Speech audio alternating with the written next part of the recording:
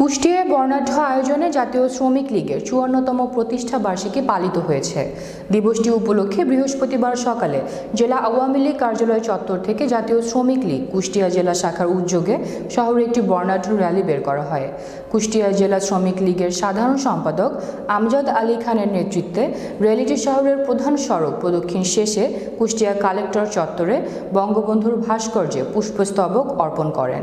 এ সময় কেন্দ্রীয় মহিলা শ্রমিক লীগের সহসভাপতি ও জেলা শ্রমিক লীগের সাধারণ সম্পাদক মেহেরুন্নেসা বিউটি সহ শ্রমিক লীগের বিভিন্ন পর্যায়ের নেতৃবৃন্দরা উপস্থিত ছিলেন। এর আগে সকালে কেক কেটে জাতীয় শ্রমিক লীগের ৫৪তম প্রতিষ্ঠা বার্ষিকী উদযাপন করে জেলা শ্রমিক লীগের নেতৃবৃন্দরা।